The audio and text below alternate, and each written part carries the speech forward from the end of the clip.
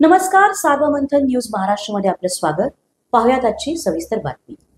अहिल्यानगर जिल्ह्यातील शिर्डी व शिंगणापूरच्या मध्यवर्ती ठिकाणी असलेल्या राहुरी बस स्थानकात बसमधील गोंधळाचा फायदा घेत अज्ञात चोरट्यांनी महिलेचे 1 तोळ्याचे कानातील सोन्याचे दागिने पर्समधून अलगद चोरून नेल्याची घटना घडली असून याबाबत राहुरी पोलीस ठाण्यात अज्ञात भामट्या महिला विरोधात गुन्हा दाखल करण्यात आला. अमरीन मनसुखान पठाण, वय वर्ष 34, राहणार मुलनमथा, राहुरी, आपल्या आईला अहिल्यानगर येथील खासगी रुग्णालयात भेटण्यासाठी चालल्या होत्या. बसमध्ये चढताना दुपारी 1:15च्या सुमारास राहुरी बस स्थानकात बसमध्ये प्रवासी मोठ्या संख्येने असल्याने गोंधळ आणि ढकलाढकली सुरू होती. गर्दीचा फायदा घेत अज्ञात चोरट्यांनी पठाण यांच्याजवळ असलेली ठेवलेल्या बॅगेतील कानातील दागिने लंपास केले. बॅगेत कानातील सोन्याचे दागिने, किंमत अंदाजे 80,000चे कानातील दागिने ठेवले होते.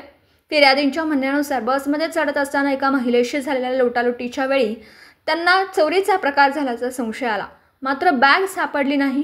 तात्काळ राहुरी पोलीस ठाण्यात धाव घेऊन त्यांनी तक्रार दाखल केली.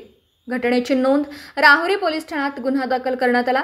पोलिसांनी बस स्थानका परिसरातील सीसीटीव्ही कॅमेऱ्यांमध्ये संबंधित महिला कैद झाल्या असून पोलीस या घटनेचा कसून तपास करतात. भामट्या महिलांना लवकरच जेरबंद करण्यात येईल असं पोलीस निरीक्षक संजय ठेंगे यांनी म्हटलंय. सार्वमंथन न्यूज महाराष्ट्र, राहुरी, अहिल्यानगर.